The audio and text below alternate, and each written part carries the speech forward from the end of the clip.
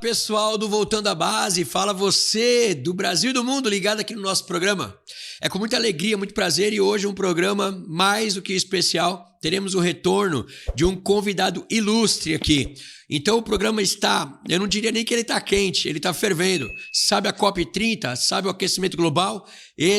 Essa é a pauta do programa de hoje. E para discutir um assunto tão importante quanto esse, ninguém menos importante, né? Ninguém melhor aí adequado do que o nosso querido amigo, o doutor Ricardo Felício. Ele vai estar aqui agora e eu quero já recebê-lo para a gente já dar início ao nosso programa aqui. Doutor Ricardo, muito bem-vindo, prazer mais uma vez, uma honra enorme ter você aqui no Voltando à Base. Tudo bem? Tudo bem, pastor Marcos, tudo bom? Agradeço a oportunidade mais uma vez de estar no seu programa para falar sobre esse importante tema, principalmente aí os desdobramentos geopolíticos e, inclusive, o que almeja essa COP depois no final, né? Muito bacana, né? Então, assim, para quem não conhece o Dr. Ricardo Felício, ele é meteorologista, ele é mestre em meteorologia antártica e satélites, isso é importante a gente frisar também. Ele é doutor em climatologia e é um pesquisador independente. Então, é alguém que sabe do que está falando, conhece, né, tem profundo conhecimento na área, no segmento. E, obviamente, como estamos aí neste momento, né, no Brasil, marcado pela realização da COP30, né, e a COP30 também, para quem ainda não sabe o que é, ela tem o objetivo de avançar em negociações, buscando soluções para reduzir a emissão de gases de estufa e combater aquecimento global, né? Essa é a pauta da COP30 e nós vamos tratar isso também, se isso é realidade ou não, além de fortalecer aí as políticas de adaptação à crise climática, né? Outra coisa importante também, pautas aqui da COP30, para a gente já trazer aqui um contexto para que você possa acompanhar aí as explicações do nosso querido Ricardo Felício, diz o seguinte, olha, a redução de emissões de gases de estufa, adaptação às mudanças climáticas, financiamento climático, energia renovável e soluções de baixo carbono, preservação de florestas e biodiversidade, justiça climática e transição energética. Então, essa é a pauta, esse é o discurso que está aí sendo tratado na COP30 e eu já vou abrir aqui a oportunidade para o Ricardo explicar para a gente um pouquinho mais sobre esses assuntos aí sendo tratados. Ricardo, estou contigo, explica para a gente um pouco sobre isso. Perfeito, né? É interessante que tudo isso aí é baseado num castelo de cartas, né? A gente vai primeiro pelo aspecto científico da coisa. Reduzir CO2 de origem humana, principalmente, não representa nada em aspectos climáticos ou da meteorologia. E eles adoram confundir as pessoas com esse assunto, né? Veja só que o IPCC, que é o painel do clima da ONU, está há 37 anos falando sobre isso sem apresentar nenhum tipo de evidência científica. Tudo que eles falam são compilações e trabalhos científicos, são muito bem selecionados, então o IPCC abre edital para as pessoas colocarem os seus trabalhos científicos que falem, né, que versem sobre a causa, porque se for de outro assunto eles não aceitam.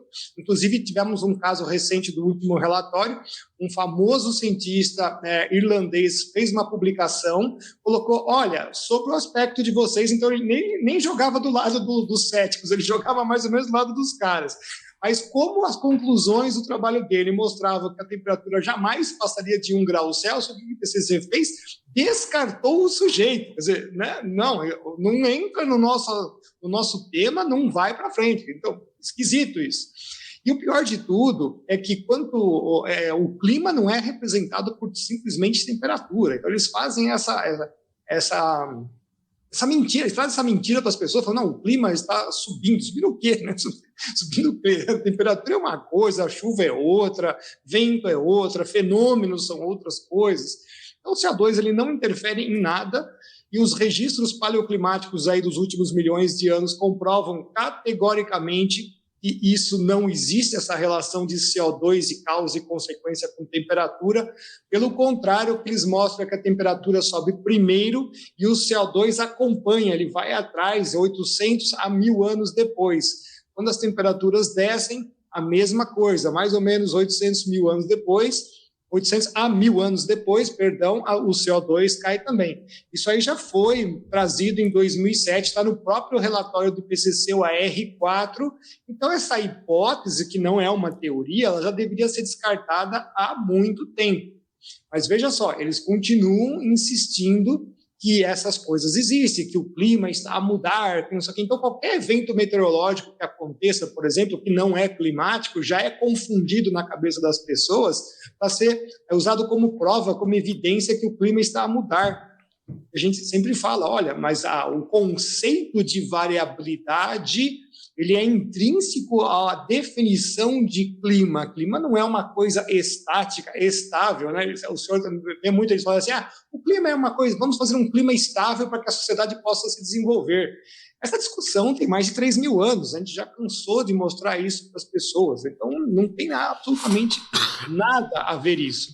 Agora, interessante, tem uma parte que o senhor até falou aí, nessa COP em especial, o desdobramento da justiça climática, né? Isso aqui é uma coisa que a gente pode falar mais aí à frente, mas ela tem um viés aí totalmente de censura, né? Todo o pessoal que não adere aí ao discurso da ONU, ao discurso climático, vai ser censurado, vai ser perseguido e, se bobear, até mesmo incriminado. Porque justiça, quando está adjetivada, já não é mais justiça, você já elegeu um criminoso, você já condenou alguém àquele tipo de justiça, né? Eles precisam, como é que eu vou dizer, né? Estarem aí organizados em todos os setores, né? Então, assim, a história ela é muito bem contada, né? É muito bem planejada, e aí em várias áreas, vários setores, para poder justificar, né? Então, quer dizer, se você é um cientista, mas que fala o que a gente quer ouvir, então você faz parte do nosso grupo, né?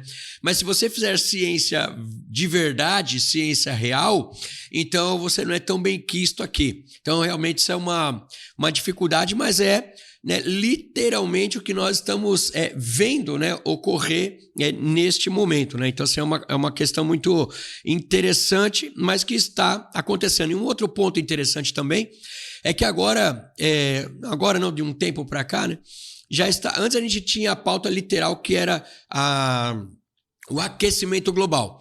Mas como você diz que o clima não é composto, né, de um componente, mas de vários, né? Ele não como é que eu vou dizer? Ele não é visto, ele não é uniforme para todo o globo. Ele gira em função de uma única variável, né? Isso. Então, agora já estão incutindo na cabeça das pessoas, né, uma nova forma de analisar, que até essa semana eu vi também o Luiz Felipe de Orleans Bragança fazendo um comentário até sobre isso, que ele falava o seguinte, assim, olha, antes eles tratavam de aquecimento global, agora já são mudanças climáticas. Por quê, né? Porque qualquer mudança para lá ou para cá, que é natural existirem mudanças, né? Aí tudo isso justifica. Então, quer dizer, coloca todo mundo dentro daquele saco, amarra a boca, então agora a gente domina, a gente é autoridade, né, máxima sobre este assunto, né? E aí, agora com a justiça climática. Então, quer dizer, a gente concorda nisso, a gente quer dessa forma, e quem pensa diferente não faz parte do nosso grupo, né? Como é que você encara isso, velho? Pois então isso já não é mais ciência, né? Então, nem sequer é democrática, e a ciência também não é democrática, quem manda na ciência são as evidências, então não adianta ter 200, 300 caras falando isso, mas um traz evidência e prova que, ao contrário, caiu todo o resto, então isso aí não existe. Então, a ciência não é democrática, então já começa por aí. Se ela apresentando, ela funciona através das evidências. Então, se o IPCC não tem a evidência, ele tem que o quê? Simular essas coisas. E por isso que aí os trabalhos científicos, a maior parte deles, a imensa maioria, simula coisas. Mas eles têm mais de 100 modelos de computador para simular isso. Nem os modelos batem entre si. E eles simulam o quê? Eles fazem exatamente isso que a gente acabou de conversar. Eles tratam o clima em função de uma variável. O senhor sabe, o senhor também conhece a parte de engenharia. Quando a gente faz uma função, ela se torna dependente da variável. Eu mesmo fiz um trabalho científico que foi claramente, né, evitado aí pelas autoridades da ciência, mostrando, olha, eu aqueço o planeta com 7 linhas de programação basic, para mostrar para vocês que é o que vocês fazem. Vocês só fazem uma coisa mais robustada e bonita. Você pega lá a temperatura, associa com o CO2, se o CO2 sobe, a temperatura sobe, lindo e maravilhoso. Tanto isso é verdade, pastor, que agora no AR6 para dizer para a sociedade os benefícios da economia de baixo carbono, eles fizeram a simulação climática com o CO2 lá embaixo. O que aconteceu? Não aconteceu nada, né? Mas eu falei, mas é óbvio, se nos últimos 37 anos os seus modelos respondiam ao CO2, se você tira o CO2 da jogada, os modelos não vão responder nada. Então, assim, é um truque de mágica ilusória que eles fazem em cima das pessoas. E essa coisa que o senhor comentou, né, de sair do aquecimento global para a mudança climática, eles já sabiam que tinha que manter, primeiramente, a mudança climática, né? Tanto é que o IPCC é Climate Change, né? Então já veio desde a raiz com isso. Mas o mais divertido de tudo é que se o IPCC nasce em 1988, por que a gente tem todo o levantamento histórico nisso? Por quê? E essa conversa já começa nos anos 70, que nós estávamos num bruto de um frio. Nós temos fotos, temos as reuniões desses sujeitos, as atas, tudo, nos anos 70, os caras falando de aquecimento global. Claro que isto era um embuste. Eles sabiam que as temperaturas iam levemente subir, porque a cada mais ou menos 20 anos, dentro de um século, então, você pode ter de 3 a 4, 5 variações de temperatura. Então, o século XX, por exemplo, com os registros que nós temos, são mais ou menos aí, mais do hemisfério norte, nós temos aí 4 flutuações de temperatura. Subiu um pouquinho no começo, desceu, subiu de novo. Então, e aí essa subida acontece no final do século XX, mas encerra em 1998. E de 98 até 2013, nós tivemos praticamente uma estabilidade, em alguns lugares até a temperatura caiu, e pasme, o que os cientistas irritadinhos falaram? Que esses dados estavam errados, que eles tinham que sair da série. Mas olha o absurdo, quer dizer, além de você tirar cientistas da jogada, você tira dados da jogada. Isso é muito assustador, isso realmente é muito assustador. Depois tivemos mais 2 elevações de temperatura por causa de El Niño, então foi aí 15 para 16, e depois agora em 2024. Mas então, a gente sempre fala, os fenômenos atmosféricos oceânicos, eles são uma intensidade tão grande que eles só variam as temperaturas meio grau tranquilamente. Só o El Niño e o Laninha variam o nível do mar meio metro. Então isso não é nenhum terror, isso já acontece no planeta naturalmente. E os caras vendem a natureza como terrorismo, né? Isso que é importante a gente ressaltar. Então, tem esse viés, né? Como a gente está falando, que a gente parece que quando vê tudo isso, e é que eu falo, a gente que como é que eu vou dizer? Que tem a matemática como base, que tem o pensamento, a engenharia, a programação, né? Eu sempre falo isso para as pessoas, né? A programação, ela depende daquilo que você coloca para que ela faça, né? Então, você tem lá os modelos que estão programados, configurados para reagir assim ou assado. E quando você tem, de fato, os dados, né? Ou pessoas sinceras e honestas trabalhando, aí você tem que tirar os dados, né? Porque, como eu digo sempre, eu faço uma analogia aqui às escrituras, né? Eu digo que quando você coloca as escrituras na mesa e a gente colocar luz sobre ela, vai trazer mudança, né? Então a gente precisa entender o que a gente quer. Se a gente quer o fato, a evidência, a boa ciência, ou se a gente quer a narrativa, né? E a gente vê que essas organizações estão muito mais pautadas na narrativa, na construção de narrativa, para trazer, né, uma cara de ciência, para trazer uma cara de responsabilidade, para trazer uma roupagem de seriedade, mas que, por fim, não se sustenta por si só, né? Esse é um problema que nós estamos vendo aí diante desse movimento, né, dessa organização de COP. E para poder também trazer um pouco mais de clareza pro espectador, pessoal que está ouvindo, que de repente não entendeu ainda, né, a questão do microclima, o clima da Terra, enfim. Hoje a gente está vendo uma série de modificações, né, ou modificações não, alterações ou eventos climáticos, vamos dizer assim, não sei se esse é o termo adequado, né? Então você vê seca em um lugar, você vê ondas de calor, mas você vê ondas de frio também, né?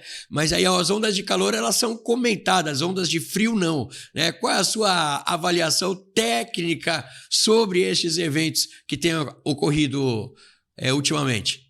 Pois isso também é interessante que no próprio relatório do IPCC, o último de 2023, a maior parte desses fenômenos que eles chamam de climáticos, que tem muita coisa que na verdade é da meteorologia, e cabe à ciência da climatologia apenas realizar estatísticas em cima deles. Por exemplo, número de tornados, número de furacões, isso aí não é do arcabouço específico da climatologia, isso é do arcabouço da meteorologia, ela que vai tratar esses fenômenos. O que a climatologia pode fazer, ainda mais a parte da geografia, a climatologia geográfica, é estabelecer, então, os atributos desses fenômenos. Quando que eles estão se concentrando, qual é o número, essas estatísticas em geral. E quando você começa a fazer isso com os dados que nós temos desde aí da era dos satélites, que começa a partir realmente de 1978, tem dados militares um pouco pretéritos a isso, aí você vê que não tem nenhum, é inconclusivo.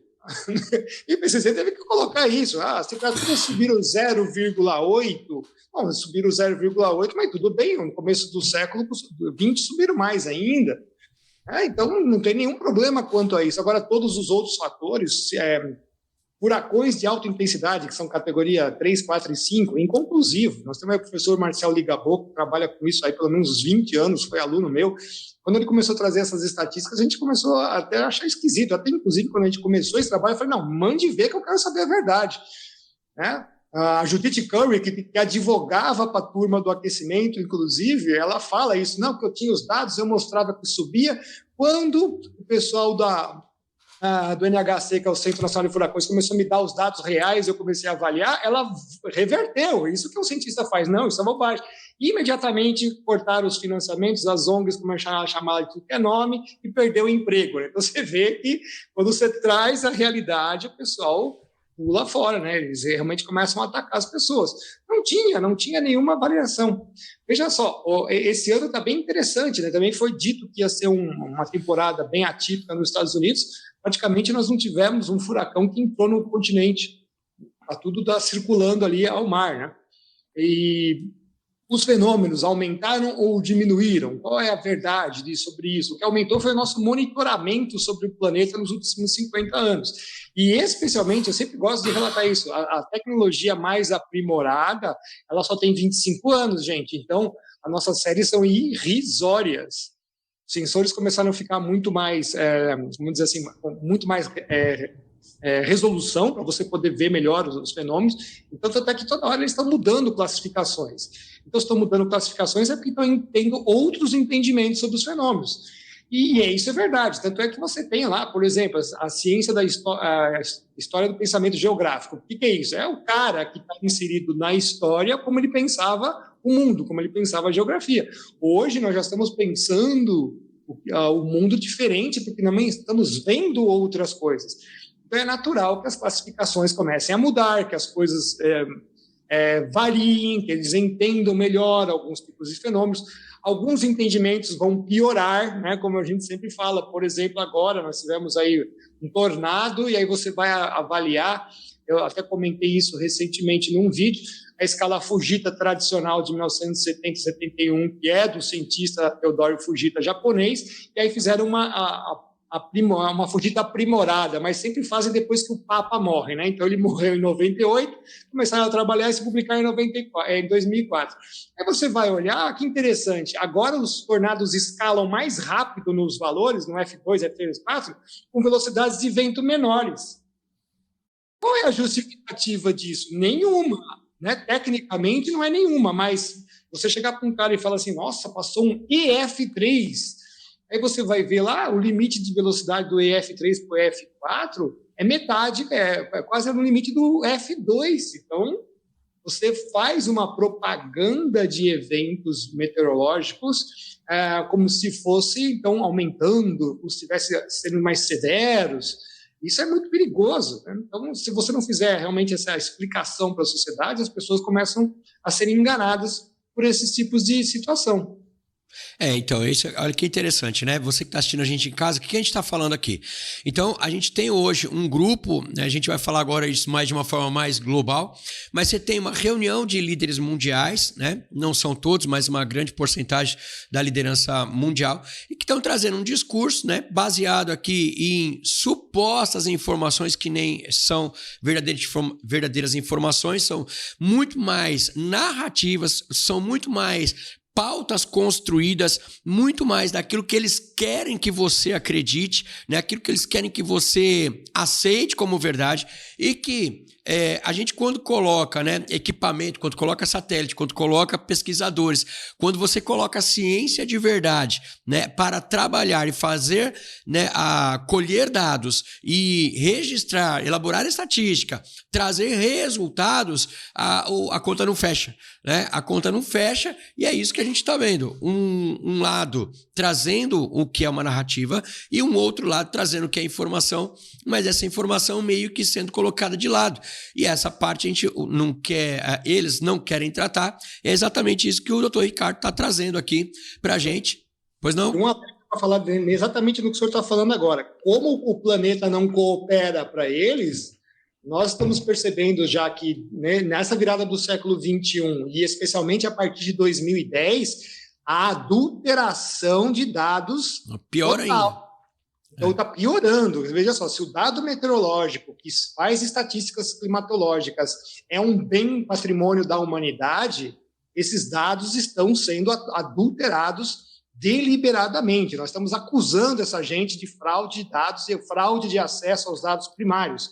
Tá? Então, é uma coisa importante de se falar, porque as estações meteorológicas de superfície, aquelas convencionais, cada vez mais foram fechadas a partir de 1990. Por que 1990, gente? 88 nasce o IPCC, a partir de 1990 eles começaram a fechar estações meteorológicas de superfície pelo mundo inteiro, mas desabou. E aí, a partir de 1999, já na virada aí da fase do século XXI, começaram a entrar as estações automáticas de meteorologia, né? E aí, as estações automáticas, de novo, é tudo computadorizado. E quando você vai fazer uma análise de como estão os sítios meteorológicos, então, veja só, pessoal, para vocês entenderem, uma estação meteorológica tem que ser representativa do ambiente em que ela está. Se o ambiente está nocivo à estação, como assim, professor, nocivo? Você tem uma fonte de concreto, você tem um asfalto, você tem um não sei o quê ali. Aquela informação, ela não é mais a representativa do local na sua amplitude geral. Ela está pegando elementos urbanos que estão interferindo naquela temperatura. E essa interferência não é o valor global. É extremamente local. Então, agora, pasmem, olha só, nos Estados Unidos, o meteorologista Anthony Watts já faz essa pesquisa já há muito tempo, e eu vou trazer aqui para vocês, 90% das estações automáticas de superfície nos Estados Unidos têm erros de 1 grau Celsius. Então, como é que essa gente está falando para a gente que o planeta subiu 0,8 em 70 anos, se a própria estação tem 1 grau Celsius de temperatura no mínimo? Agora, não só isso, quando ele vai fazer a distribuição, que são as categorias C, D e E, ou pelo menos em 3, 4 e 5 também pode ser, é horrível, é horrível. Tem estações que têm erro de temperatura além de 5 graus Celsius. No Reino Unido, o Met Office, o ano passado, colocou o recorde de temperatura do país, uma estação meteorológica que tem erro de informação de mais de 2 graus. E o tempo todo ela está dando temperaturas extremamente elevadas, os caras dizem que aquilo ali é um erro. Olha, o aquecimento global. Uma estação totalmente equivocada é referência. É como se a gente tivesse um termômetro com problema, né? A gente tem, fazendo uma analogia aqui com o corpo humano, né? Então, assim, é como se você tivesse um termômetro que já tivesse alterado, né? Então, quer dizer, sem você medir febre, ele já apontaria febre, porque já tem 1 grau a mais. Então, é isso que a gente está falando aqui. E o pior, né? É o que você falou, trazer isso numa escala global. E aí, o pessoal fica apavorado, né, com a informação, achando que o mundo vai pegar fogo e que estamos fadados aí. E, doutor Ricardo, falando nisso, a gente agora migrando um pouquinho o assunto para essa questão, qual a influência dessa COP30 e de toda essa narrativa, né, versus aos dados, que a gente pode discorrer um pouco sobre a questão da influência disso de uma forma global, né? Dentre aqueles que estão participando ali deste evento, qual o objetivo dessas nações, o que a gente pode esperar da influência deste evento para o mundo, né? Já falando um pouco mais, de uma forma mais abrangente aí, o que a gente pode esperar dessa influência deste evento de forma global? A questão climática, ela sai desse arcabouço científico, ela nunca foi científica. Isso que a gente deixa bem claro para as pessoas. Você cria um argumento, e a ciência hoje, como ela já é a nova religião do mundo, certo? Então, ela tem esse papel para falar, nossa, a coisa é científica, acreditem na ciência, o que a gente mais ouve é o slogan, né? Eu acredito na ciência. É isso que a gente ouve. Então, veja só, já está inculcado na cabeça das pessoas nos últimos 60, 70 anos. A ciência, ela fala, ela é uma autoridade. Quando, na verdade, é a verdade que é a autoridade da ciência. Não é a ciência, não é o ente ciência, né, que os caras colocam lá. Senão o cientista agora foi transformado em padre, pajé, pastor, né? É o que eu falo, é a mesma figura transcendental. A gente prova isso, inclusive, com os trabalhos do professor Joseph Campbell. O pajé, o padre, pastor que adora esse negócio, e os cientistas são a mesma figura transcendental se ele converte ambiente em adoração. Nós vamos falar isso mais para frente, mas só para mostrar para as pessoas que essas coisas estão intimamente ligadas. É só vocês começarem a observar que o discurso do cientista de hoje não tem nenhuma diferença do pajé de 2000 anos atrás. Adoração ao planeta e tudo mais. Então, você tem que fazer o que aqui? Para que serve isso, afinal de contas? Por que tem que ser global? Então, entra nos meandros da geopolítica internacional. A geopolítica, então, está querendo fazer o quê? Leis internacionais vinculantes, ou seja, com força de lei internacional, para o quê? Submeter os países a essas leis. Se eles não cumprirem isso, vai ter sanções. Começa com sanções econômicas, começa com sanções políticas, depois vai para sanções militares. Não é à toa que fizeram um painel militar sobre o clima. É uma coisa assim assustadora. Para que isso? Desde quando agora o militar vai dizer que o clima é severo? Não é? Cadê aquela conversinha do militar guerreiro? Em qualquer tempo, em qualquer clima. Não é isso mais agora, então? Vou sujar a bota de lama porque choveu demais? É incongruente isso, né? Mas o pessoal, ninguém percebe, todo mundo passa direto. Mas essas leis, essas dificuldades aí de leis, elas são dificuldades para a própria existência humana, para a gente operacionalizar nossas forças de produção. Vira esse embuste supranacional que aí usa a força dos estados nacionais em cima dos seus cidadãos. Então, eu chamo isso aí de terrorismo de Estado. Você legitima a prática de terrorismo de Estado. O Estado oprimindo as pessoas, o Estado oprimindo os negócios, os empreendimentos. Se você quer viver, você tem que pagar. Pagar aqui, gente, vamos deixar bem claro, é dizimar. É dizimar para eles. Sim. Você tem que se submeter. Se submeter o quê? É converter. Vamos colocar as palavras certas aqui para a gente poder depois chegar onde nós queremos mais na frente. Então, para você empreender, para você viver, para você negociar, você tem que você tem que submeter. Então, hoje a gente já não, como eu falo, a gente não elege mais governantes, a gente elege são feitores. Os caras estão lá para fazer o quê? Leis que são muito absurdas, que estão aí cada vez mais restringindo toda a liberdade das pessoas. Poxa, restringir a liberdade, tirar o livre-arbítrio das pessoas? Então, vamos colocando essas coisas aí. Aí, você inventa a bobagem do CO2 ser causar efeito estufa, mas o CO2 sai do petróleo, o CO2 sai de todas as atividades humanas. Você restringe a isso, que a gente já viu que é uma hipótese sem fundamento. E depois você começa a negociar essas coisas, chamadas aí as contribuições nacionais determinadas, o NDC, né? Significa então o quê? Que, olha, para você poder fazer tais atividades, tem que estar dentro de um escopo de quantidade de CO2. Passou dali, não pode mais. Mas a população está crescendo, as atividades humanas estão expandindo, como é que eu não vou ficar em cima daquele negócio pequenininho que vocês colocaram lá, que é um absurdo? Não tem problema. Como nós criamos esse problema para vocês, a gente acaba vendendo as soluções. E aí que fica a grande negociata. Quando você vê a COP, A maior parte das reuniões, desde o segundo dia até o penúltimo dia, são reuniões em portas fechadas, né, onde empresários, com muitas aspas aqui, para mim, empresário é o sujeito que não tem lucro garantido no final do dia. Esses caras têm lucro garantido, por quê? Porque eles vão lá e começam a fazer as negociatas. Olha, eu vou trazer tal produto aqui que vai salvar o planeta. Vamos lá, painel eólico, painel solar, energia eólica e qualquer outra coisa. Não tem pé nem cabeça. Ainda mais para o Brasil que tem aí um falacioso 1% de emissões globais. Aí eu fico pensando assim, peraí, o Brasil, 1% de emissões globais é ridículo, é patético. Aí eles atribuem isso a queimadas na Amazônia e à agricultura. E agora estão inflacionando esse número, falando que chegou a 1,7, 2. Eu falei, nossa, mas dobrou? Então o governo atual é bastante eficiente. Além dele dobrar a quantidade de queimadas em tudo que é lugar, a safra brasileira também dobrou, né? Ensina esses números em qualquer lugar, é da cartola, sai de qualquer lugar e vão jogando essa desculpa.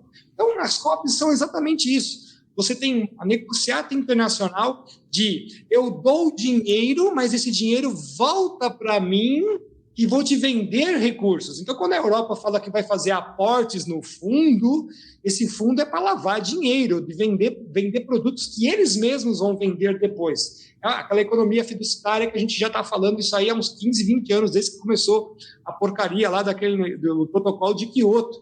Era empréstimo para dinheiro, mas o dinheiro tinha que ser aplicado nos produtos que eles mesmos iam vender. E tudo caríssimo, né?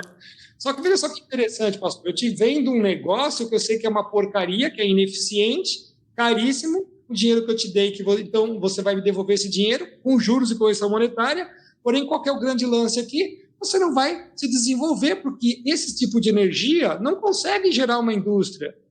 Não vai dar sustento aos cidadãos. E a prova foi isso. São 15 anos nessa maracutaia. Os países ricos diziam que iam conseguir fazer isso. Nossa, e não conseguiram. A Europa simplesmente faliu. Os Estados Unidos, agora com o Donald Trump, está mostrando como as contas dessa geração de energia está cortando. E a gente tem esses dados. Né? Em 2023, a quantidade de petróleo, gás, carvão era uma. Em 2024, ela subiu 15 hexajoules, então é 10 elevado a 18 joules, enquanto que as renováveis caíram. O que eles vão fazer com tudo isso que sobrou de renovável? Vão desovar no terceiro mundo, nós aqui. É sempre assim. Tudo que é sucata deles tem que cair para cá. E se vende isso como uma solução climática. Não tenho crise climática, não tenho aquecimento global, mas eu tenho que vender um produto, então vamos tocar esse negócio de energia limpa, de coisa renovável e tudo mais, para o pessoal engolir. Não, e é interessante, né? Você faz uma análise tão profunda e a gente vai ouvindo você falar e vai trazendo aqui conexões e assim, é uma espécie de continuem nos servindo, né? A gente faz aqui, vocês continuam nos servindo, a gente continua a crescer, vocês não vão crescer, a gente precisa disso, né? A gente sabe que no final, né? Enfim, filosoficamente, a gente sabe que o mundo vai girar em torno disso e a gente continua aqui, vocês continuam aqui e a gente dá uma esmolinha e uma espécie de ferramenta de controle global, né? Então, assim, acaba ficando na mão destes poderosos decidir sobre o futuro, sobre o que você faz na sua casa, no seu país, né? Sobre o que você pode crescer ou não crescer. Parece que a gente acaba tendo ferramentas de controle, né? Você vê dessa forma? O papel do colonizador, né? Então, eu sempre gosto de fazer aquela comparação. Quando os europeus chegaram na América há mais de 500 anos, fizeram o papel de colonizador. E aí, depois nós tivemos uma outra fase, que foi o neocolonizador, lá nos anos 50 e tudo mais. E hoje eu chamo isso da terceira fase, é o eco-neocolonizador. Está vindo esse negócio, a matéria-prima desses países continuam comprando matéria-prima, mas continuam falando que nós não podemos usar nossa própria matéria-prima. Inclusive, a Europa está desesperada por urânio. O francês, ele vai aqui de amores com o Brasil, porque quer levar urânio de graça. E aí descarrega essa baixa produção industrial que eles têm lá, mas isso é que está acontecendo. Tá? Então, eu vou falar, a sustentabilidade, ela é o espelhinho da vez que eles trouxeram aqui para cativar os habitantes há 500 anos atrás. E essa fantasia ficou muito cara. Se fica cara para eles, imagina aqui para nós. Tá? Então, eles realmente estão fazendo essa imposição. Os países subdesenvolvidos, eles se submetem muito fácil, eles têm um alinhamento muito fácil com qualquer coisa, né? Então, eles inventam essas coisas, a gente compra isso com muita facilidade, sem nenhum tipo de discussão, simplesmente aceita e pronto. Então, a única coisa que o CO2 vai mudar mesmo é mudar o bolso das pessoas. A gente nem debate, né? A gente nem discute. A gente tem aquele... É um pensamento ainda de colônia, né? De, olha, eles disseram que é assim, então a gente aceita, né? A gente concorda porque eles disseram, porque eles são melhores do que nós. Mais ou menos isso, né? E agora, a gente ainda, migrando um pouquinho mais ao assunto, você comentou, fez alguma analogia sobre a questão aí do... Olha, aceita o clima ou converte-se a ele, né? Pague os créditos de carbono ou dê o dízimo daquilo que você utiliza.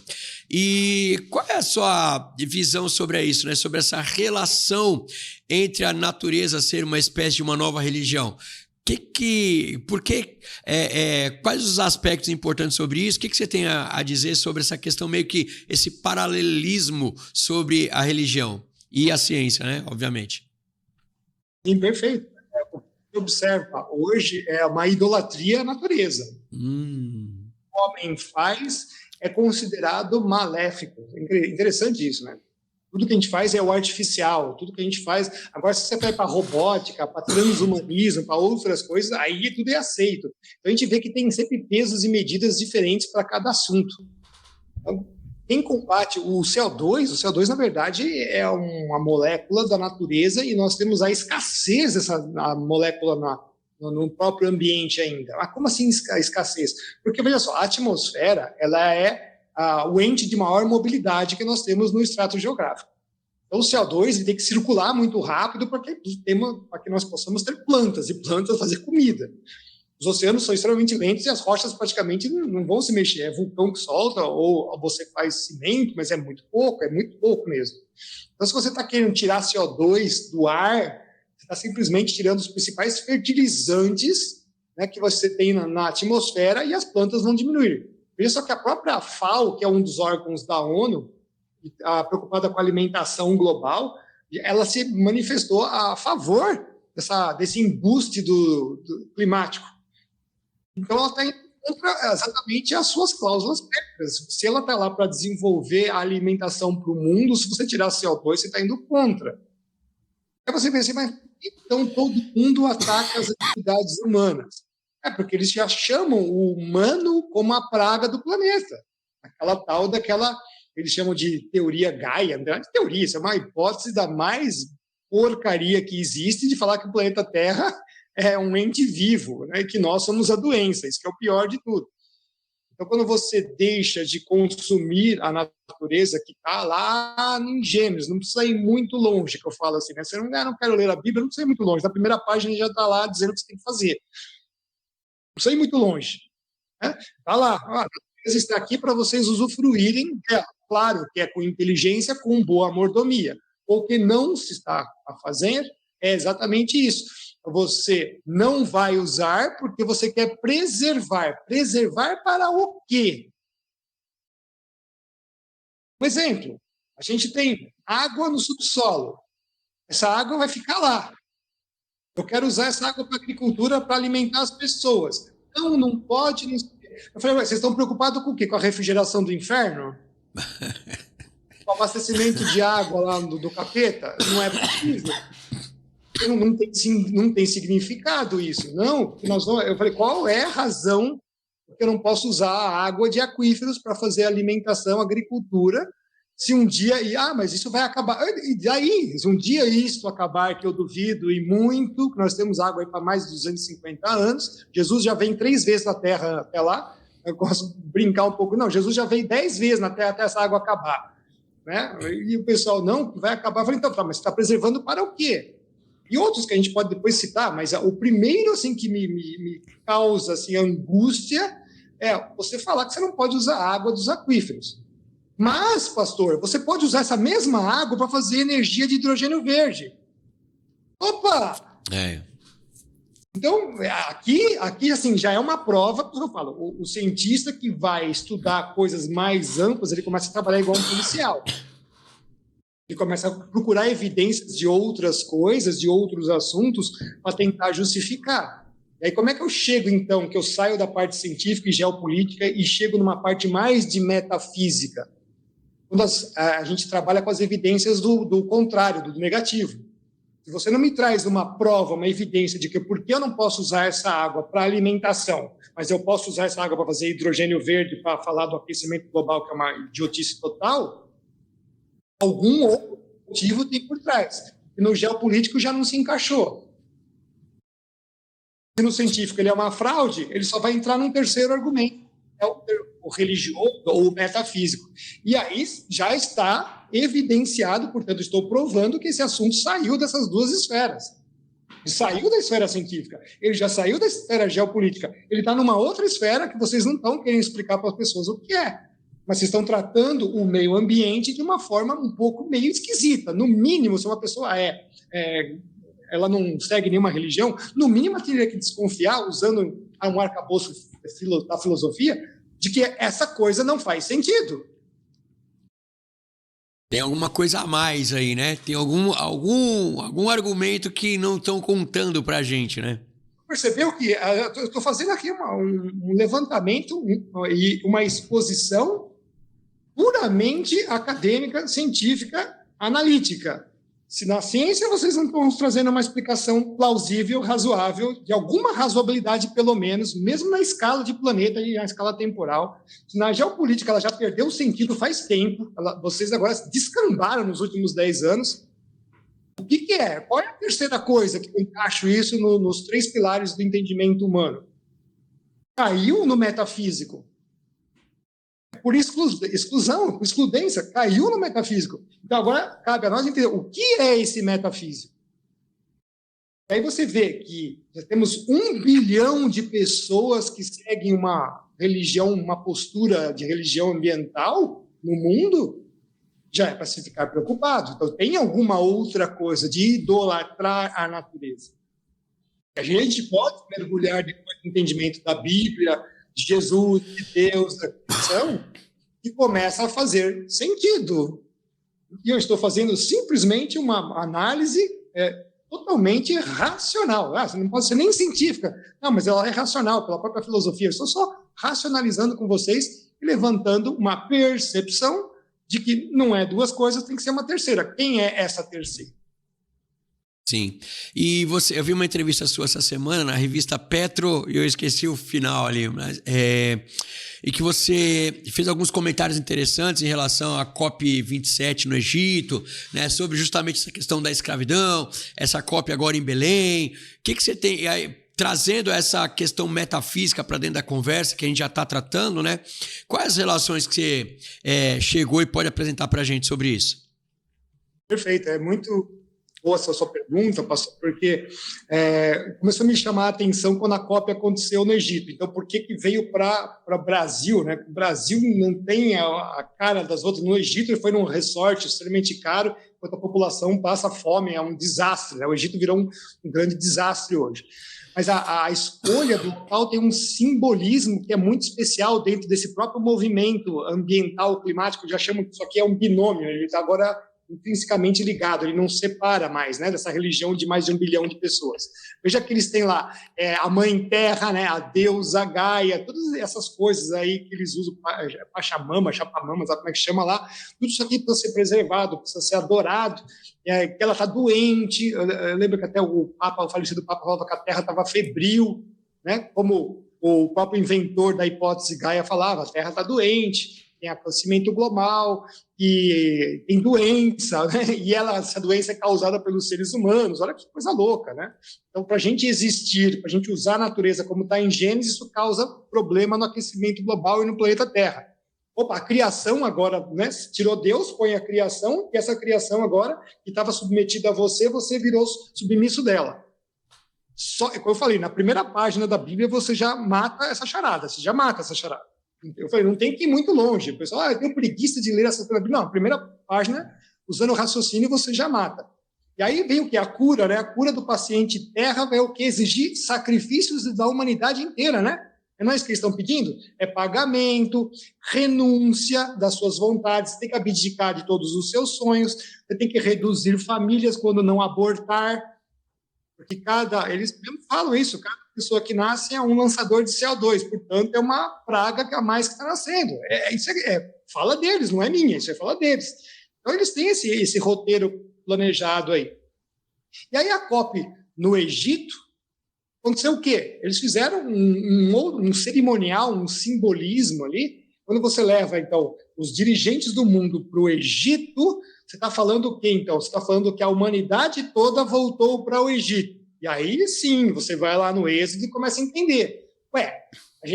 Se a gente sai do Egito através da figura de Moisés e depois o evangelho, as boas novas, vai para os gentios, então todos nós viramos filhos de Deus.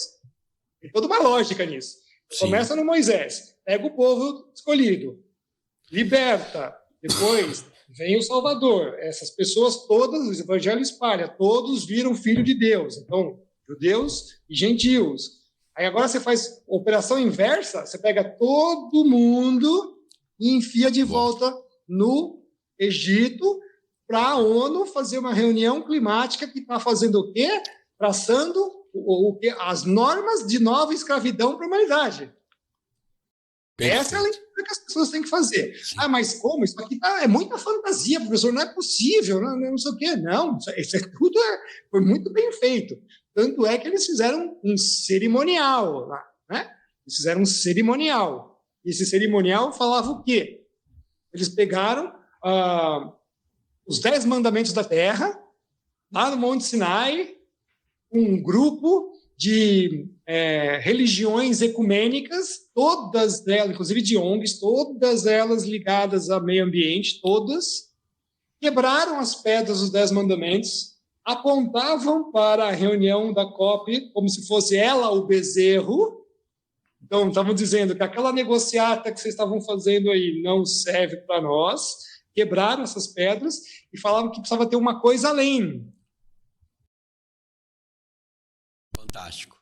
Está preparado. Aí vem, mas por que então agora tem que ser? Essa figura, por isso que eu falo, essa figura foi a figura do anti-Moisés, porque a gente sempre fala do anticristo, né? Sim. Mas eu nunca pensei que teria um cara antes. É por isso que eu comecei a imaginar isso quando eu vi a COP de 27. Espera aí, vai ter a figura do anticristo que está na Bíblia. Mas, para chegar no anticristo, tem que ter uma figura do cara que está levando todo mundo para a escravidão antes. Sim. Porque a salvação vai ser perdida se você não for para Jesus. Mas antes você vai ter que ser... O desvio é antes. Então, nós tivemos um anti-Moisés ali, com essa figura, com esse cerimonial de falando que agora não é mais os 10 mandamentos, são os 10 mandamentos da terra. E veja só que interessante que nem a humanidade que os iluministas, os franceses fizeram naquela porcaria da Revolução Francesa, isso já foi para o saco. Ninguém percebeu isso, pastor. Depois aí da fraudemia, isso passou assim que ninguém percebeu. Mas cadê aqueles direitos fundamentais do homem? Porque tirou Deus, pôs o homem, né? Tirou o homem, pôs a natureza, mas eles nem viram isso acontecer. Eles nem viram, ninguém viu isso acontecer. O homem vocês já não são mais nada, cara, pode esquecer. E aí, por que tem que ser em Belém? O próximo passo tem que ser muito ousado, tem que ser muito amplo. Porque agora tem que nascer o salvador climático para eles. A gente sabe que dentro dessas religiões aí pagãs, a floresta precisa ser cultuada, como era feito em todas as religiões pagãs de 2000 anos atrás. Essas informações estão muito bem registradas aí no livro do professor Joseph Campbell, que estudava também o poder do mito. Na Bíblia está cheio disso daí. Eu vou citar duas aqui, porque eu vou embasar cientificamente o que eu estou falando. Juízes 6, 25 e 26. Deus deixa bem claro para Gideão ir lá, pegar o ídolo e destruir a árvore que servia de altar. E a gente vê que isso é recorrente. Produtos de natureza por uma árvorezinha lá, mãe terra, não sei o quê, tem essa alusão. Então, destrua, e o Gideão cortou e queimou a árvore para falar assim, erradicar esse problema. Primeiro livro de Reis, 16:33. Levantou estátua para Baal e Acabe, que era o marido da Jezebel, gente boa pra caramba, o pessoal sabe aí, né? Gente boa pra caramba, sensacional. Olha o nome do cara do rei, né? Acabe, realmente Acabe com tudo, né? O Acabe levanta um bosque para fazer esse cerimonial todo. Quer dizer, olha só, antes era Gideão, o ídolo e o arvoredo. Ele levanta um bosque e aí tá lá. Acabe fez mais do que todos os reis de Israel que foram antes dele para provocar o Senhor, Deus de Israel, a ira. E é interessante que quando você vai passando pela Bíblia, Deus sempre se incomoda. Olha, Deus se incomoda com um monte de coisa no Velho Testamento, mas vocês podem olhar, é uma percepção que eu tive e eu agora chamo a atenção para vocês. Percebam como Deus se irrita muito mais do que o normal quando tem adoração de ídolo com natureza junto. Não é possível que eu tive essa percepção do nada. Eu só estou chamando isso aqui, é uma percepção que eu tive da coisa, que árvore, floresta, eram os altares e templo de paganismo. Não só isso, tinha os lugares altos também, né, pastor? Sim. Lugares altos. O que a legislação ambiental no Brasil faz? Proíbe a construção em topo de morros. Lugares altos igual topo de morros. De novo, como do aquífero, qual é o devaneio ambiental para essa justificativa se não é idolatria ou sacralização de lugares? Eu espero uma explicação científica de por que eu não posso construir em topo de morro. Tá? Então, dos aquíferos, como eu falei, né? Sim. Pode usar também, mesma coisa. Aí, voltando aí ao tema dos antigos. Então, eles dependiam da natureza para terem as boas colheitas, o alimento, água. Então, eles faziam essas coisas, né? Faziam essa adoração à natureza. O que eu falei agora há pouco da FAO? Não está cultuando a natureza de novo? Dando direitos da natureza, direito para a natureza, sacrifício para a humanidade. Não teremos comida. Mas quem disse isso? É Deus ou são os homens? Né? Os sacerdotes de Baal hoje. Tá? Aí, nesse novo paganismo, se Jesus nasce em Belém, que hoje está na Cisjordânia, e ao mesmo tempo eles precisam de um altar, de uma floresta, né? Como um altar, para escalar, veja lá, Gideão, um ídolozinho, um arvoredo, o Acabe, um Baalzão gigante, uma floresta. Agora você tem que pegar o quê? A humanidade inteira. E qual que é a escalada que você tem que fazer agora? Faz sentido que eu tenho que fazer num nome que foi de uma capital que nasceu o Salvador, que é Jesus, agora nasce o Salvador climático, de frente a uma floresta gigantesca como a Amazônia? A relação lógica, ela é evidente, né?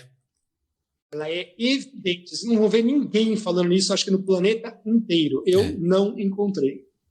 Não, é fantástico, Ricardo. A gente, infelizmente, nosso tempo está se esgotando, temos mais 7 minutos e meio aqui e a gente vai partir para as considerações finais, mas, né, só para a gente pontuar aqui, então a gente tem a questão da ciência que tem desvirtuado, vamos dizer assim, os dados, né, para impor a sua pauta. Foi o que a gente tratou hoje aqui, tentando fazer um resumo aqui de tudo que tratamos, né? E, no segundo momento, essa organização global para levar esta pauta de forma geopolítica para todo o globo, né? Escalando isso de forma realmente global e, por fim, a gente compreendendo, né, essa relação direta que tem essas atitudes com o que finalmente é, né, aquilo que é interessante. Você está falando aqui, eu estou meditando, né? Mas lá no Apocalipse fala que no final dos tempos, né, que o anticristo, o falso profeta, eles vão se levantar contra tudo aquilo que é Deus, ou que se chama Deus, ou que se fala de Deus, né? Então alguém vai querer tomar esse trono aí. Então é interessantíssimo a sua analogia, a sua percepção sobre o assunto, e eu queria que você pudesse aí, dentro deste momento final aqui, fazer as suas considerações aqui, fechar estes 3 pontos principais, né, para a gente poder concluir aqui. Qual que é a sua finalização sobre esses 3 pontos? Perfeito. Primeiro que esse teatro da enganação está completo, né? A gente viu que se a ciência ela já colocou os seus limites para as coisas. Se o planeta não coopera, eu fraudo. Eu sou dona dos dados, eu sou dona dos satélites, eu sou financiada por governos que querem essa pauta. Então, vou roubar ou não? Ou é verdade o que a ciência fala hoje? Deixa para vocês pensarem. Né? Então, eles enganam o mundo dizendo que nós vamos fazer o quê? Novo Éden terrestre. Olha aí. A ciência e a filosofia e a religião seriam os 3 pilares aí da humanidade, e eles foram totalmente cooptados. A ciência fraudulenta, não tem absolutamente nada para se justificar. Uma filosofia que é totalmente torpe, e dentro da metafísica a gente facilmente, como eu falei, 2 passos, a gente derrubou o terceiro, isso é uma guerra espiritual, e fecha literalmente com as coisas. Exemplos, né? Não pode usar topo de morro, água subterrânea, está preservando para quem? É preservar por preservar ou a estética? O que é? E a gente pode até citar aqui, né? Quem estiver mais interessado em entender um pouco disso, tem o livro do O Império Ecológico e o Maquiavel Pedagogo, que é do Pascal Bernardin. O que saiu aqui no Brasil, Ambientalismo pelo Avesso, do professor Jean-Marie Lambert e do Aramis de Barros. Eles têm muito material provando, mostrando que isso é uma guerra espiritual. Quando eles estavam escrevendo esse livro, vários pastores que também estavam entendendo isso, falam assim, realmente a gente está percebendo, e tem uma tentativa, inclusive, de entrar na igreja. A igreja católica ela foi cooptada já há muito tempo, infelizmente. Agora vamos ver se eles vão sair um pouco disso, dessa idolatria à natureza. Mas eles realmente querem tirar Jesus, tirar Deus e colocar ambiente, que o inferno que é isso. Então, se eles vieram para roubar, matar, destruir, tá tudo aí, né? Não tem por que a gente agora não entender que é isso. Tirar CO2 da natureza é destruir a natureza. Tirar CO2, criminalizar o CO2 ou fazer com que ele seja tratado como um produto para ser pago, significa dizimar, significa sofrimento, significa escravidão. Então, todos os elementos já estão expostos. E acho que, como o senhor falou, nesse final de tempos em que nós estamos caminhando realmente para um desfecho dessa história, o que mais tem que acontecer é que as regras sejam muito explícitas. Eu sempre costumo falar, tudo hoje é preto no branco. Cabe a você ter discernimento ou não, ter entendimento ou não. Então tem que abrir aí o seu entendimento sobre isso. E é por isso que esse nosso tempo é o tempo da cegueira, né? Porque realmente, para ser preto no branco, para ser aquela coisa justa, a regra tem que aparecer para todos. Inclusive, o próprio capeta tem que trazer a dela. Ele não pode fazer contra. Está tudo aí, gente. Está tudo aí. É só encaixar as peças. São 25 anos fazendo isso. Eu trouxe todos esses elementos e eu convido a vocês, não precisa acreditar em mim, não. Não precisa, aliás, não acredite em nada que eu falo. Vão atrás e comecem a perceber. O que são esses modelos de computador, quem são esses cientistas, porque sempre é a mesma patota, porque são sempre os mesmos fundos de investimento. E aí a gente entender o que quer chegar. É isso aí. Eu sempre digo pro pessoal o seguinte, né? Eu uso muito essa frase que você colocou, que é assim, olha, não precisa acreditar em mim, né? Os dados estão aí. O problema é que as pessoas, às vezes, elas acabam acostumando com a grande produção de notícias que nem sempre são informações, né?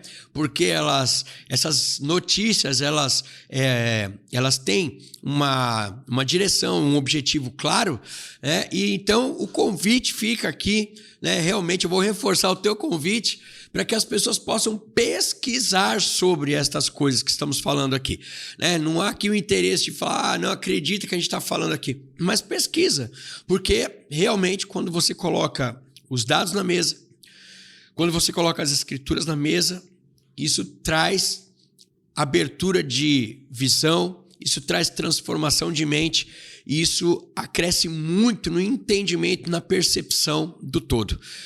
Ok, pessoal? Dr. Ricardo Felício, eu quero assim agradecer demais a sua presença mais uma vez aqui. Hoje foi só 1 horinha, né? O nosso último programa a gente ficou 2h30 ali tratando. Espero que muito em breve nós possamos estar juntos novamente, né? Tanto no programa quanto pessoalmente, hein? E que Deus o abençoe poderosamente, né? Te capacite cada dia mais e que coloque sobre você essa coragem que ele já tem colocado, que você continue a fazer esse trabalho, a desempenhar esse trabalho fantástico, que é desnudar, né, a ciência, essa relação com as escrituras, que realmente a população precisa conhecer um pouco mais, viu? Então, meu muito obrigado. Vamos aí para as considerações finais e para a gente finalizar o nosso programa de hoje. Quero agradecer a oportunidade mais uma vez. Eu sempre gosto de fazer aquela comparação das medições dos satélites, né? Então, o planeta tem 510 milhões de quilômetros quadrados. Eles querem que você acredite que um satélite que está lá rodando a 700 quilômetros de altitude está medindo 0,01 graus Celsius de variação de temperatura por ano. Realmente tem que acreditar muito mesmo. Tem que ter fé, né? Tem que ter muita fé que os caras conseguem fazer esse negócio. Então, a gente tem que multiplicar por 10 anos para falar que subiu 0,1 aqui, ali, acolá. É difícil. E com isso mudar toda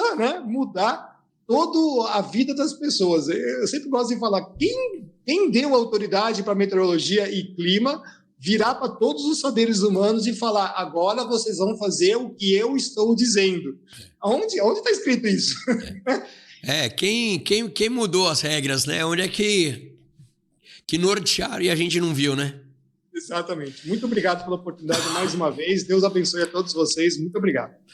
Muito obrigado. Eu que agradeço. Pessoal, mais uma vez, este é o final. Infelizmente, né? Acabou. Quando eu digo lá na igreja, eu falo assim, vamos embora, pessoal. O pessoal faz, né? Hoje aqui nós vamos ficar com esse sentimento de, mas acabou. E esse gostinho de quero mais, eu tenho certeza que ficou aí também para você. E muito breve, eu espero que a gente possa estar de volta para abordar um pouco mais ainda sobre isso, que a gente possa trazer... que a gente possa colaborar mais com vocês, para que vocês possam entender um pouco mais sobre tudo isso que nós estamos falando e do que tem acontecido no Brasil e no mundo, viu? Então, fica aqui mais uma vez o meu agradecimento ao Dr. Ricardo Felício, meu amigo, que Deus o abençoe poderosamente, a todos vocês que nos acompanharam aqui neste Voltando à Base para lá de especial. Você continue orando conosco, pela gente aqui, e em breve estaremos de volta, se o Senhor assim permitir. Um grande abraço e até mais. Fui!